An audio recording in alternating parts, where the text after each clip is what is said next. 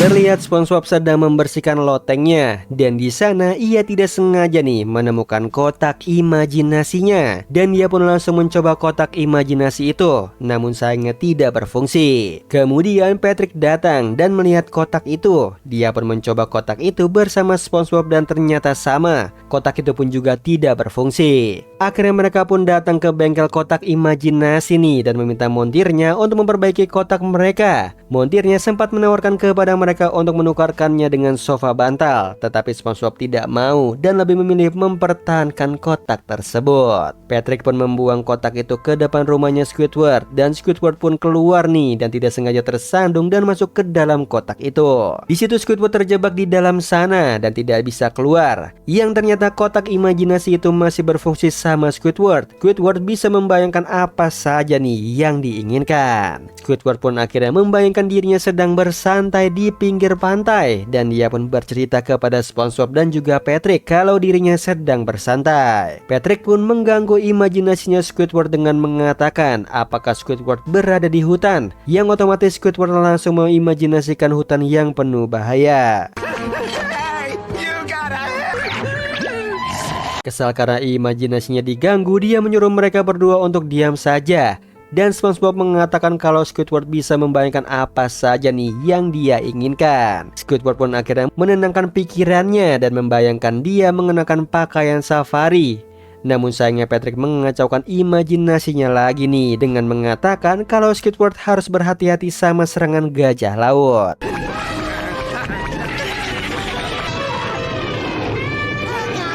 Patrick pun juga bertanya apakah di hutan sana ada dinosaurusnya. Yang apesnya Squidward membayangkan dirinya dikejar-kejar oleh dinosaurus di hutan itu. Akhirnya pasrah karena selalu diganggu dan SpongeBob pun mengingatkannya lagi nih kalau Squidward harus membayangkan tempat favoritnya. Dia pun menenangkan kembali pikirannya dan membayangkan dirinya berada di klub jazz. Dan di saat dia sedang menikmati kopi aroma jazz, SpongeBob dan juga Patrick pun mengacaukan imajinasinya kembali.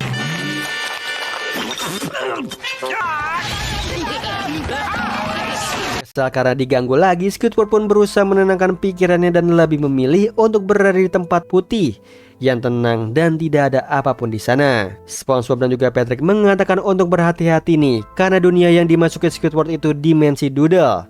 Dan SpongeBob mengirimkan gambarnya Doodle Bob kepada Squidward. Dihajar dan terus babak belur karena Doodle Bob. Dia pun menyerah dan ingin keluar dari kotak tersebut nih. Dan Patrick menyuruhnya untuk menggambar pintu keluar dengan tintanya Squidward. Berhasil keluar dan sampai di rumahnya dia pun menyadari kalau Patrick dan SpongeBob tidak ada di sana. Tetapi itu justru hal yang menyenangkan untuknya. Dia pun akhirnya melanjutkan hidupnya tanpa SpongeBob nih dan juga Patrick. Sementara ternyata Squidward masih terjebak di dalam kotak itu dengan imajinasinya nih tanpa SpongeBob dan juga Patrick. Dan mereka berdua lebih memilih meninggalkan Squidward di sana. Terlihat Tuan Krab bingung kenapa Krusty Krab sepi pelanggan. Padahal kalau dilihat sekarang adalah waktunya makan siang dan juga hari ini adalah hari kerja. Hal yang aneh jika dia sepi pelanggan. Dia pun mendengar alunan musik Calliope dan dia akhirnya melihat ada sirkus tahunan yang dimiliki sama Ringmaster Mudcrab. Dan sial sirkus itu lokasinya tepat di sebelah Krusty Krab. Hal itulah yang membuat restorannya sepi dan Mudcrab pun menawarkan tiket gratis ke sirkus serta membanggakan dirinya karena dia berhasil lebih sukses daripada Tuan Krab. Tuan Krab pun akhirnya memiliki ide liciknya nih. Dia akan pergi ke sirkus itu tetapi dia tidak sendiri. Dia akan membawa SpongeBob, Squidward dan juga Patrick untuk menyabotase sirkus tersebut. Di situ Mudcrab sedang memberikan arahan kepada kru sirkusnya untuk memberikan pertunjukan terhebat. Sementara Tuan Krab datang dan mengurung mereka semua di dalam trailer. Tuan Krab menyamar menjadi Mudcrab dan SpongeBob, Patrick juga Squidward disuruh menyamar menjadi kru sirkusnya. Tujuannya adalah untuk memberikan pertunjukan yang jelek dan tidak menyenangkan. Pertama-tama dia meminta SpongeBob untuk menggunakan sepeda di seutas tali. Dan dengan mengejutkan SpongeBob mampu menjaga keseimbangannya. Kesal karena melihat SpongeBob mendapatkan sorak-sorai dari para pengunjung, dia pun akhirnya melemparkan bulu babi ke SpongeBob. Dan itu membuatnya kehilangan keseimbangan dan terjatuh. Hebatnya meski begitu aksi itu masih mendapatkan pujian dari para penonton. Sementara kru sirkus Mudcrab sedang berusaha kabur dari trailer. Babak kedua Tuan Krab akan menggunakan Squidward sebagai badut sandiwara. Tujuannya adalah membuat jijik para penonton. Namun sayangnya akting sedihnya Squidward sangat bagus dan menarik simpati para penonton.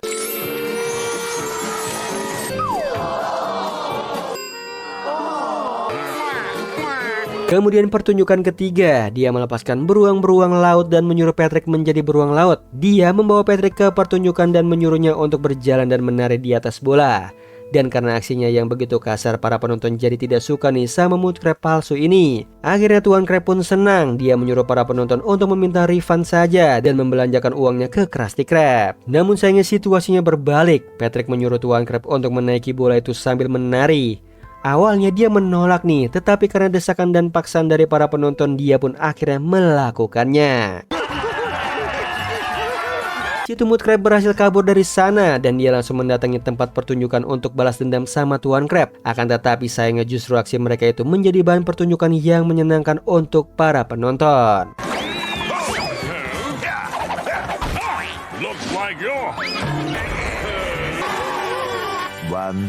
Singkat cerita, seminggu kemudian Krusty Krab masih tetap sama. Sepi pelanggan, sementara di sirkus kita akan melihat ada keramaian di sana nih. Yang ternyata Tuan Krab dan juga Mud Krab bergabung akibat pertengkaran itu. Dan membuat Tuan Krab betah di sirkus karena menghasilkan lebih banyak uang daripada di Krusty Krab. Di sini Plankton izin sama Karen untuk pergi berbelanja dan di tengah jalan dia diinjak sama orang. Setelah itu dia melanjutkan perjalanannya. Di sana dia bertemu dengan pedagang ilegal yang menawarkannya senjata bertenaga laser. Dia pun membeli senjata tersebut nih dan setelah itu dia pun diinjak sama pedagangnya. Senang karena memiliki sajam hebat, dia pun datang ke Krusty Krab nih untuk merampok resep rahasianya. Dalam keadaan babak belur dan sialnya dia justru diinjak lagi nih sama Bubble Bass. Kesal karena dirinya selalu diinjak-injak, istrinya Karen mengajaknya ke klub untuk menghibur suaminya itu. Namun karena kesal masih terus diinjak-injak juga, dia pun menciptakan helm laser yang secara otomatis menyerang kaki yang menginjak dirinya.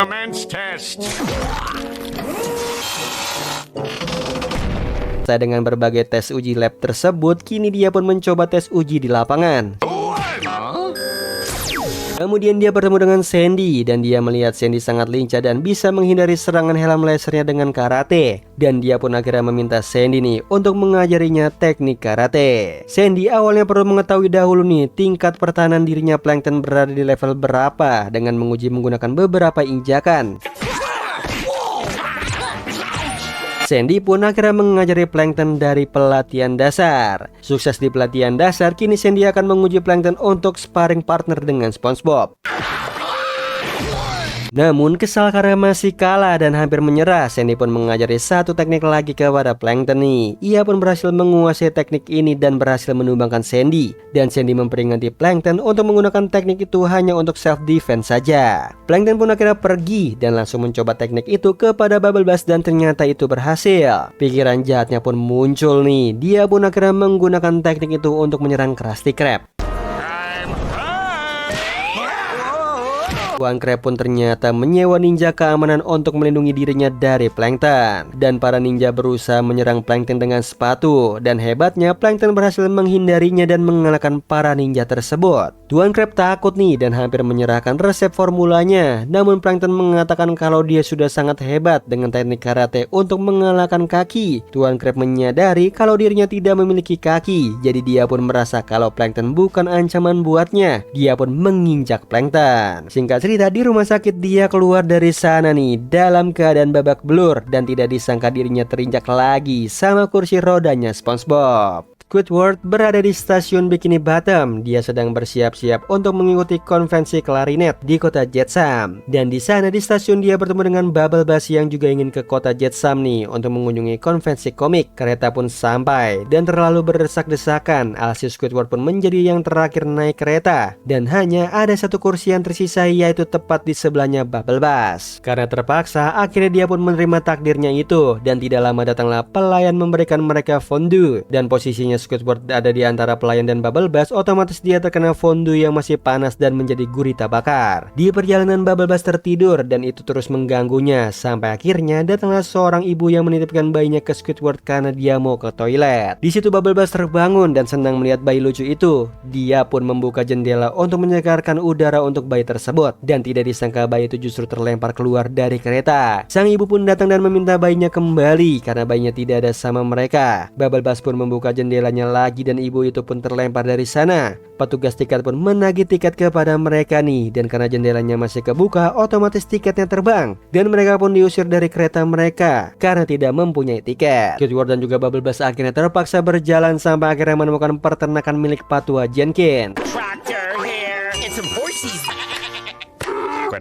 Patua Jenkins pun akhirnya memberi mereka tumpangan ke kota Jetsam. Akan tetapi sialnya justru mereka harus terjatuh nih karena Bubble Bass terlalu berat. Alhasil Squidward pun harus menarik Bubble Bass menggunakan bongkahan pesawat itu seperti beca. Sesampainya di hotel Jetsam, mereka langsung meminta kunci kamar mereka yang sudah mereka pesan. Dan kesialan datang lagi ke mereka. Menurut resepsionis hotelnya, mereka seharusnya check-in kemarin, bukan hari ini. Sedih dan pasrah, mereka pun hanya bisa menangis di lobi sampai akhirnya resepsionisnya pun memberikan kamar untuk mereka, meskipun tidak sebagus yang mereka pesan. Kesialan pun tidak berhenti di sana. Saat Squidward ingin tidur dengan nyaman, Bubble Bass datang dan makan sambil berisik. Kemudian Squidward pun akhirnya harus mengalah tidur di kamar mandi yang kotor dan jorok bekas Bubble Bass mandi. Pagi harinya Squidward sangat ceria karena dia harus terpisah dari Bubble Bass, soalnya mereka pergi ke konvensi yang berbeda. Sampai akhirnya Patua Jenkins datang dan mendarat tidak mulus nih dan menghancurkan tempat konvensi mereka.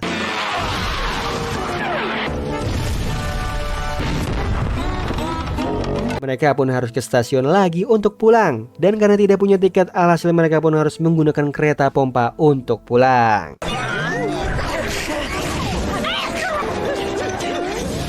Di episode kali ini kita akan melihat SpongeBob dan juga Patrick yang sedang melihat-lihat komik dan menemukan trading cardnya Dirty Bubble.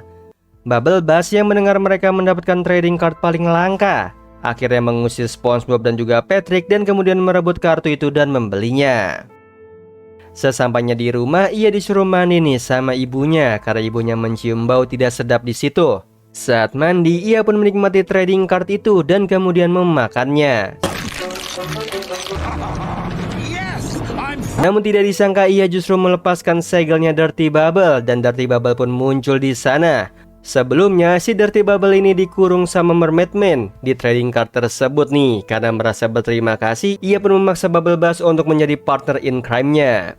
Di situ Bubble Bass pun terpaksa dan juga terjebak di dalam Dirty Bubble. Dan kini Dirty Bubble lebih leluasa untuk melakukan kejahatan nih karena ia sudah mendapatkan tubuhnya si Bubble Bass. Jadi si Bubble Bass ini tidak bisa mengendalikan tubuhnya karena sudah dikendalikan sama Dirty Bubble. Mereka pun mulai melakukan kejahatan di bank. Bubble Bass pun mulai menikmati kejahatan tersebut nih. Dan bahkan seorang polisi yang ingin menangkap mereka pun harus diserang sama Dirty Bubble. Di tengah jalan, Bubble Bass merasa kelaparan. Ia butuh makanan untuk mengisi tenaganya. Dan ia pun mampir ke Krusty Krab. Dia pun langsung memesan semua Krabby Patty. Dan Tuan Krab sangat senang nih karena seluruh menunya dipesan. Dirty Bubble pun kenyang karena sudah makan banyak. Dan kemudian mereka mencuri uangnya Tuan Krab dan kemudian mengacak-acak Krusty Krab. Pun pergi, sementara Tuan Krab dan juga Squidward, SpongeBob dan Patrick pun bersembunyi di kantornya Tuan Krab. Di saat terdesak itu, SpongeBob ingin memanggil Mermaid Man, tetapi Tuan Krab menjelaskan nih kalau mereka tidak membutuhkan Mermaid Man lagi. Ia pun langsung menunjukkan pakaian superhero untuk melawan Dirty Bubble.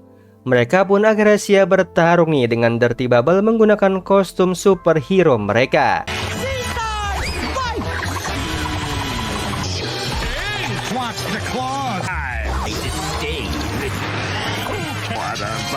Namun pada akhirnya semuanya kelelahan dan kalah melawan Dirty Bubble. Dan Dirty Bubble ternyata juga kelelahan karena energi jahatnya berkurang akibat pertarungan itu. Bubble Bass pun memiliki ide. Ia tahu tempat yang cocok untuk Dirty Bubble mengisi tenaganya. Tidak disangka mereka justru datang ke Chum Bucket dan memesan Chum di sana.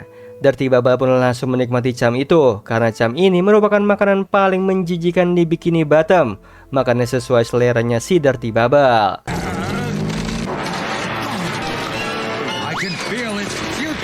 Dirty Bubble pun semakin besar tetapi ia merasa tidak kenyang. Justru Chum itu membuatnya ketagihan dan ia pun mulai menghabiskan seluruh Chum di Chum Bucket.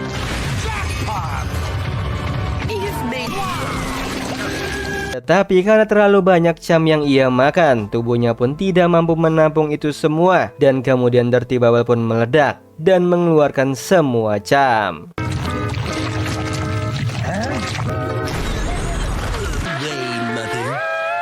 Oh iya Sleeper, kalian bisa follow nih Instagram kita di @temantidur.ytb atau @handyalfat. So Sleeper, itu tadi video kita kali ini. Semoga kalian suka sama videonya. Aku Hendy pamit. Happy nice dream and ciao.